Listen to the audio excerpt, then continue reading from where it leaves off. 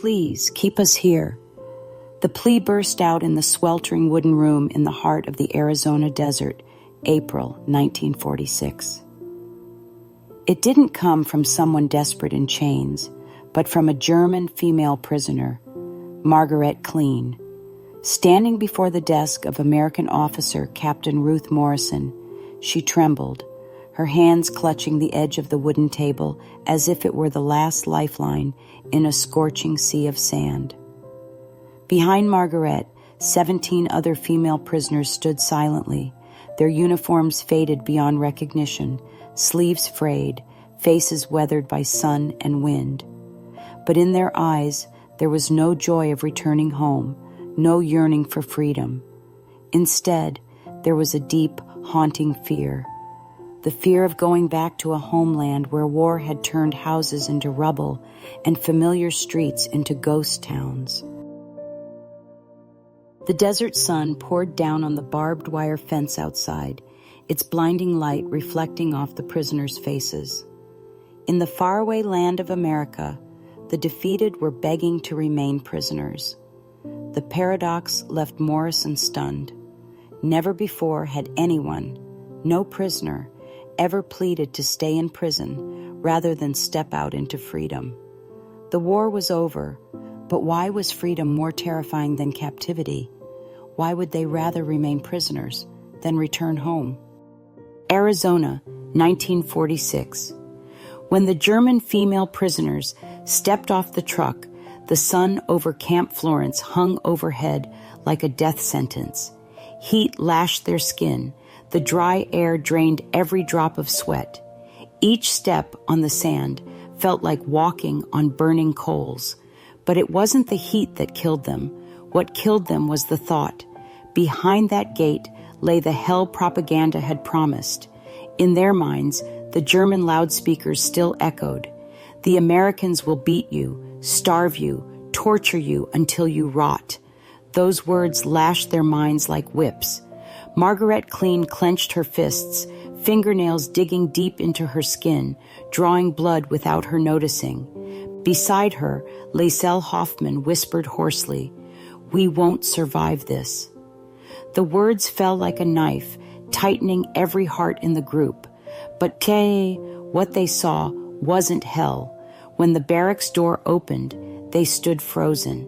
In front of them weren't mass graves, weren't whips, but beds with clean white sheets, pillows neatly arranged. On the dining table, steaming mashed potatoes, golden bread, a glass of cold milk. The aroma wafted out, awakening their aching, empty stomachs. But no one dared touch it.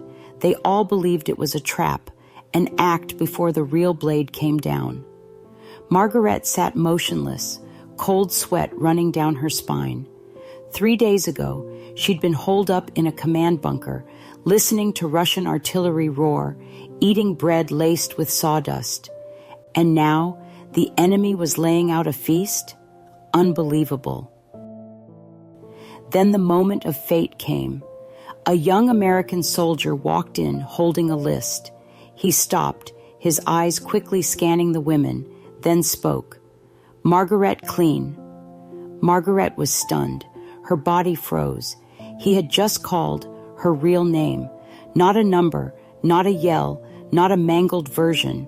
For the first time in 3 years, a stranger looked into her eyes and addressed her as a human being. Margaret burst into tears. She couldn't hold them back. Tears fell onto the scorching tile floor. It wasn't a quiet weep, but a violent sob, raw and wrenching, shattering the tense silence. The other women watched, silent. Then a few eyes welled up. They were stunned to realize they had been deceived. Lae'Selle Hoffman, the nurse who had bandaged hundreds of German soldiers, quietly squeezed Margaret's hand. In her eyes flickered a choking shame. All these years, they had trusted a lie. Camp Florence was still a prison. Barbed wire still formed the walls. But to those women, it became the first place where they found a small piece of dignity. And then, a painful question crept into their minds, haunting like a desert echo. In the still of night, Margaret's tears hit the ground, forming a small damp patch on the tile. For the first time since the war, those tears were not from fear, but from doubt. Doubt in the very faith they once held dear. Night at Camp Florence. Silence blanketed everything. All eyes were fixed on the American soldiers' hands, where the first letters from home were about to be opened. But inside each thin envelope lay a truth far more terrifying than captivity itself. The German female prisoners huddled around an old wooden table. The soldier walked down the row of benches, his voice steady as he read out names. Each envelope dropped down, trembling in the recipient's hands like a fragment of flesh torn from the past. The women sat shoulder to shoulder, eye sockets hollow, their calloused hands trembling uncontrollably. Margaret Clean clutched a letter postmarked from Breslau. Her throat tightened. So many nights she had dreamed of the old house, the warm kitchen fire, her sister by the window sewing clothes. Now all of it was wrapped up in a few lines of ink. Beside her, Anna Werner tore open her envelope. The handwriting was jagged, the ink smeared by the sender's tears. Anna mumbled the words, her voice breaking. Children lying dead in the streets. No more milk, no more bread. People trading gold rings for a rotten potato. Berlin is nothing but ashes. The words stabbed straight into their hearts. Anna stopped, her hand clenching so hard it drew blood. Then she burst into tears, not soft weeping, but a scream that ripped through the night, making the entire barracks tremble. Others bowed their heads. Some covered their faces with their hands. Some sat frozen like statues. In a small office a few rows away, Captain Ruth Morrison turned page after page of thick reports. The oil lamp cast a dim glow over her tired eyes. The report read, 20 million Germans homeless, famine spreading. In the Ruhr, thousands of children die each week. Women sell their bodies for a loaf of bread. Ruth inhaled deeply and closed the file. She knew those letters reflected only a fraction of the truth. Reality was far crueler. Back in the barracks, Margaret sat still, too afraid to open her letter. Her hands were ice cold, her lips pale. Finally, she tore the envelope and opened it. The first line read, Margaret, little sister, we are still alive. The house has collapsed, but I'm still here. Don't worry. Tears spilled out, blurring the page. But then, suddenly, the writing stopped. The sentence broke off in the middle. The paper was torn. There was no ending, no signature. Margaret went numb. She turned the paper over and over, searching. Nothing. The letter had been cut, censored, or worse, her sister had never finished it. In that moment, the blank space on the page became more haunting than any written word. It screamed a truth no one dared to say aloud. Whispers rose. Liesel Hoffman, sitting at the corner of the bed, squinted at Margaret and let out a bitter remark. Maybe your family's gone, so there's nothing left to write. The air froze. Margaret shot up, eyes blazing red. Shut up! Don't you dare say that. 4. After the torn letters, after the ink blurred by tears, they came to understand a bitter truth. Home was no longer waiting for them. Families were scattered, cities destroyed, the future buried beneath ash. And in that very moment of despair, a quiet paradox emerged. Inside the prison camp, in the harsh desert, they had found a breath of life. By day at Camp Florence, under the scorching sun, a small patch of land called the Victory Garden began to grow. There, hands once trained for war now sank deep into dry soil. Margaret, alongside Anna, Liesel, and other women, bent down to till the earth, planting tomato seeds, lettuce, green beans. Their skin burned, sweat soaked the ground. But when the first sprouts broke through, a rare light flickered in their eyes. Anna whispered, "Maybe in Breslau there are no more gardens left." Her voice trembled, then faded. Margaret placed her dirt-covered hand on Anna's shoulder, saying nothing. They both knew this barren soil, once only lifeless sand, had become the only place they could call home. Corporal Davis, a young American soldier, often stood guard near the garden. At first, he watched them with distant, stern eyes, rifle slung across his back. But over time, as he saw the German women tend to each row of vegetables, each wildflower patch, his gaze softened. One day, Davis quietly extended the water hose a few feet further, pretending to check the spout, but really giving them more water. No one said thank you, but in Margaret's eyes, there was a glimmer of gratitude. At night, the barracks were no longer just haunted by nightmares. They held quiet birthday gatherings, a crust of bread split into small pieces, a candle lit from melted old wax. Under the flickering flame, sunken faces grew radiant, laughter echoed, faint but real. For a moment, the prison became a family kitchen. Sometimes they staged short plays, torn fabric turned into costumes, wooden crates into props. Awkward lines were spoken, but soon everyone laughed.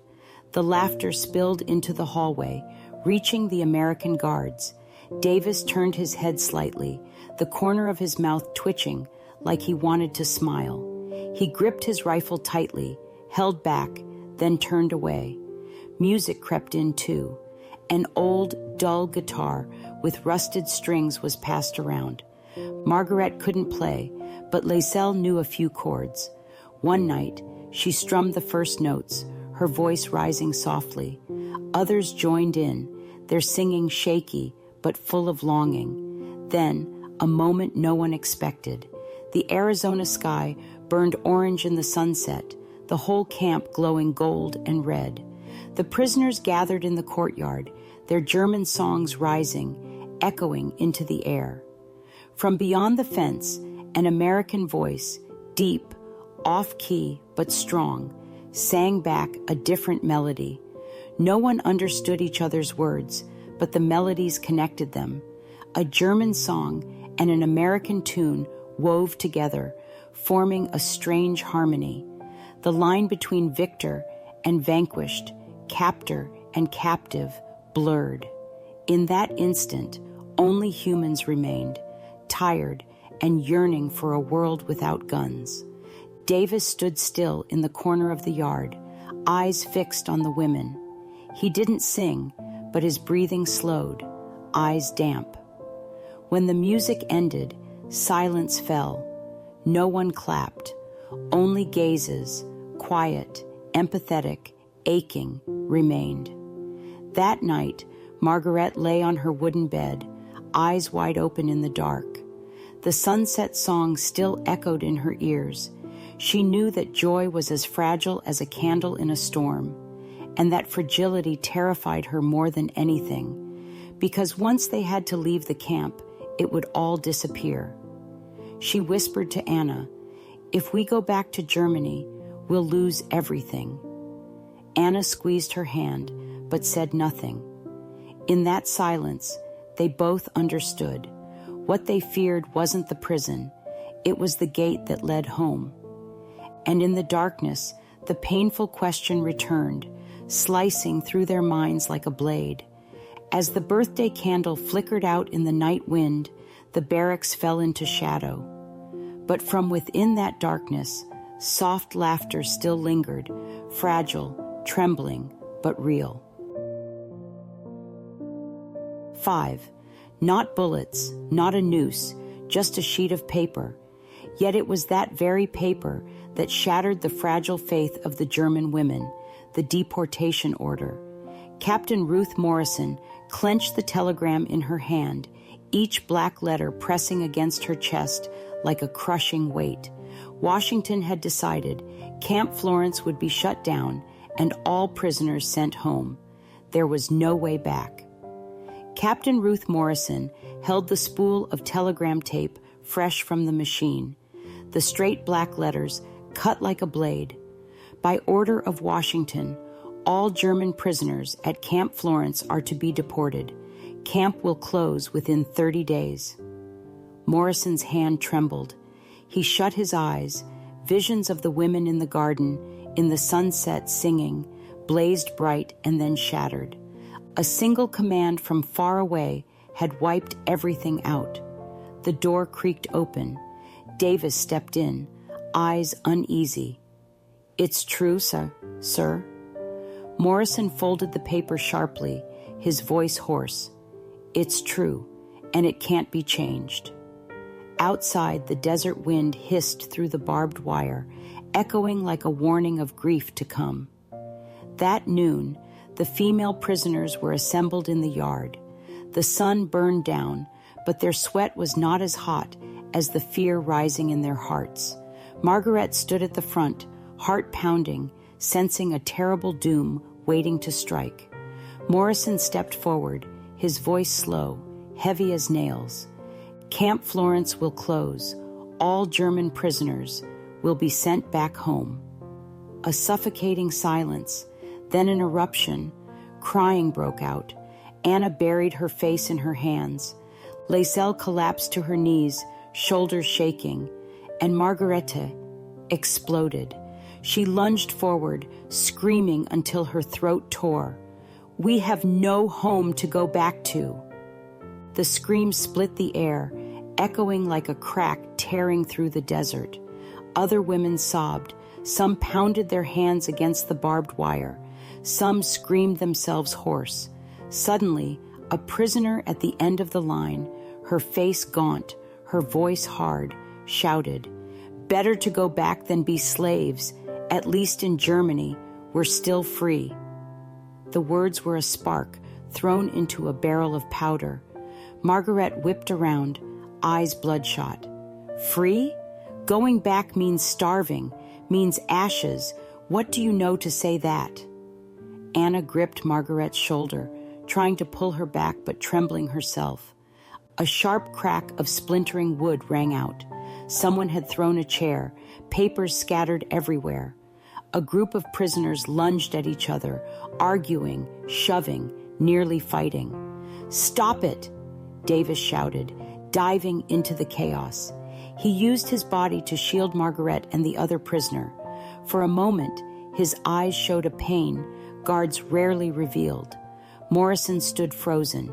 He wanted to step in, but the order from Washington was a chain binding his arms and legs. Margaret dropped to her knees, clawing at the burning sand, her voice rasping. "My home in Breslau, burned to the ground. My parents are missing. My sister only managed half a letter. You call that repatriation? Repatriation to where? To ashes?" The sobs merged into a single wall of grief. Davis turned away, eyes blurring. Morrison stood like a statue, his fists clenched, but powerless to stop anything. That night, the barracks turned into a prison of tears. Outside, the Victory Garden lay in darkness, its leaves trembling in the wind as if it, too, knew its fate. Margaret sat by the window, eyes dry, whispering, "In prison, we're still alive. In Germany, only death waits for us." Anna squeezed her hand, but no words came. In the hallway, Davis stood guard in silence. He heard everything. As a soldier, he had to obey orders, but inside he knew none of them deserved to be thrown back into hell. The next day, Morrison reported to Washington, "Prisoner morale critically unstable, risk of riot increasing." But he knew that in the capital, no one cared about the cries echoing in the desert. By late afternoon, as the red sunset flooded the barracks, Margaret sat with Anna and Laiselle in the corner. Her voice hissed through her teeth. "If we go back, we will die. I can't let that happen." Anna looked up, her eyes red, but a glint flickering inside. You mean?" Margaret whispered, her gaze sharp as a blade. "Escape before they put us on the train." A thick silence followed. Lae'celle trembled, then gave a faint nod. Others in the barracks, overhearing, began to glance over. In the dark, eyes met, shaking but resolute. The victory garden had withered. The shared songs had fallen silent. Now only one fragile hope remained, to save themselves from being sent back into hell. Outside, the wind hissed through the barbed wire once more. This time, it sounded like a call to action. The final days of Camp Florence. The prison camp fell eerily silent, as if even the desert wind was holding its breath. The barbed wire fences quivered in the breeze, letting out a coarse sound like metal weeping. Everyone knew the clock was counting down.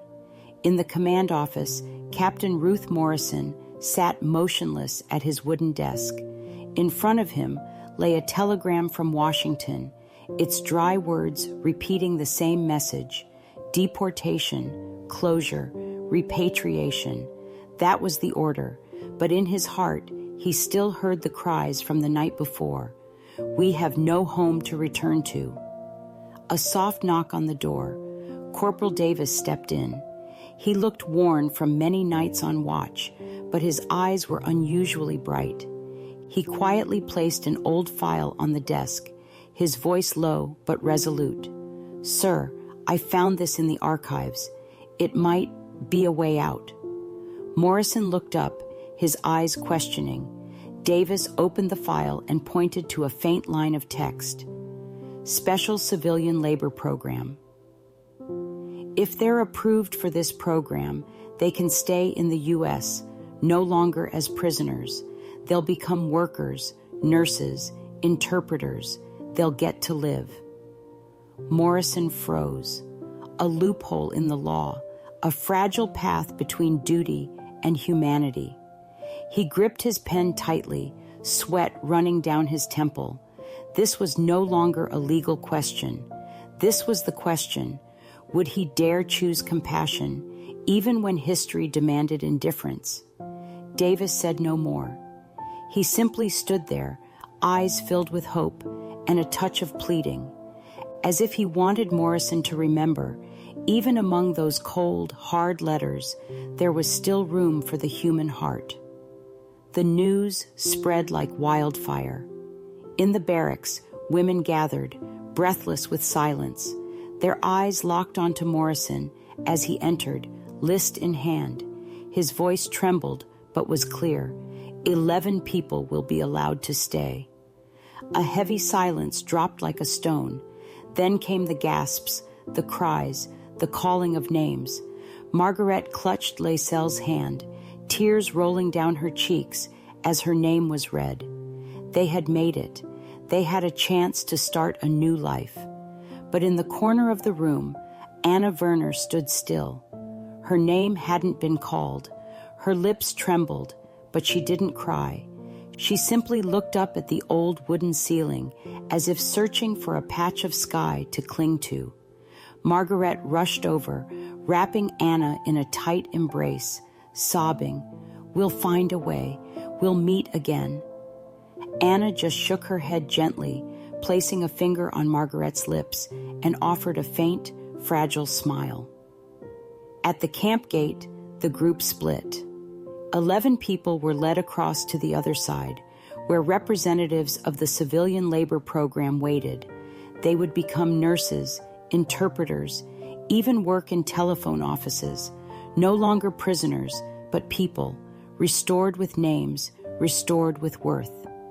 Margaret stepped forward to Morrison, her trembling hands clasping his. Her tear-filled eyes shone with gratitude. "Thank you for giving us a home." Morrison nodded, but he knew deep down the thanks only reached halfway.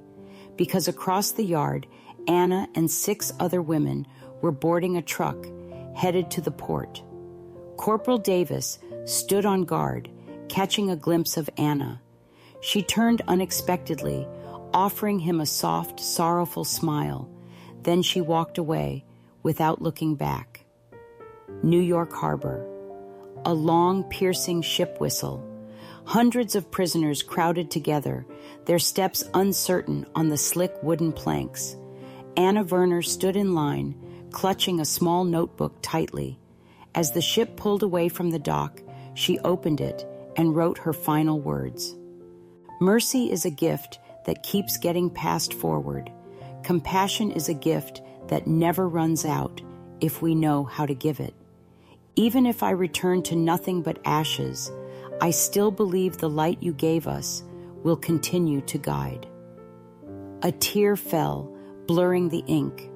The vast ocean stretched ahead, the crashing waves beating like the rhythm of a lament that would never be finished. Arizona, weeks later. Margaret and Lae'zel began their new work at a military hospital. Morning light streamed through the windows, casting a glow over crisp white sheets. Amid hurried footsteps and doctor's calls, Margaret thought she heard a familiar echo in the breeze, a melody from that long-ago twilight when they stood with American soldiers beside the Victory Garden. She smiled gently, not because they were free, but because at least what they had once built in chains had not completely disappeared. History only recorded briefly. 11 German female prisoners were retained in the United States under the Special Civilian Labor Program. 7 others were repatriated. But dry lines of text never tell the whole truth. The tearful embraces, the final glances, the quiet tears that fell on the dock. Yet if you ever pass through Arizona at dawn, standing by the ruins of Camp Florence, you might hear a whisper in the wind. Mercy is a gift. A reminder that even in war, even amid devastation, humanity can still be passed on, from one person to another, from one generation to the next. And the haunting question still echoes today. Can compassion ever be strong enough to stop war from happening again? The final list was read. Half would stay, half would go. And in that moment, friendship, hope, and fragile dreams were brutally torn apart. Margaret and Lae'zel clung to each other, trembling, while Anna Werner gripped the letter in her hand, knowing she belonged to the group that had to leave. The women had never feared captivity as much as they feared this, that freedom would throw them back into Germany's ashes. Inside the barracks, no one spoke, only muffled breaths, only the faint rustle of orders in Captain Ruth Morrison's hands. He finished reading, then fell silent. The order was clear, but his eyes carried the weight of humanity itself. Who stayed? Who went? Not just separation, but a sentence.